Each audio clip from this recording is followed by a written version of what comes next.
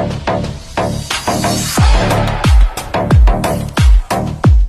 guys, welcome back. Now this is going to be one of the most important videos for you to watch. Previously, we discussed about the difference between ionizing and non-ionizing radiation.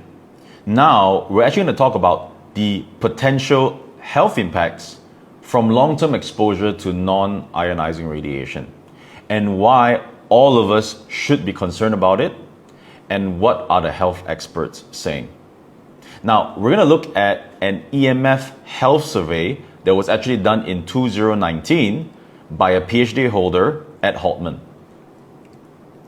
Now, this survey was actually done throughout 871 respondents, and the topic was health problems related to EMF exposure. So let's take a look at the results and the answers from 871 people. 71% of the respondents attributed their sleeping problem to EMF exposure. 64% attributed fatigue to EMF exposure. Another 60% attributed concentration, memory, and learning problem to EMF exposure. And I believe most of this has to do with the kids. Stress and anxiety, 60%. Headaches, 52%. Ear, eye, and sinus problem, that's 47%. Dizziness, balancing problem, body pains, all about between 37 to 43%. Now, this was done across hundreds of people, which means the market and society is actually beginning to realize the negative impacts of long-term exposure to non-ionizing radiation. So this is something that we should be concerned about it. And let's now hear it from a medical doctor and health practitioner, integrative medicine expert, Dr. Satvinder Singh, on the health impacts of non-ionizing radiation on us and specifically on our kids. So let's listen to Dr. Satvinder.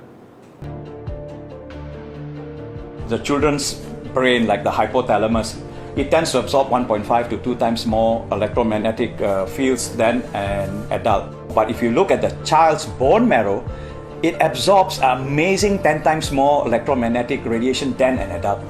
The brain is much more absorbent, the skull is thinner, and because the relative size is smaller, if I give you the same dosage, your smaller tissue is going to absorb more than the bigger tissue. The first thing you have to do is keep the appliance that's emitting the radiation further apart from you, like handphones. Off all power points when they're not in use.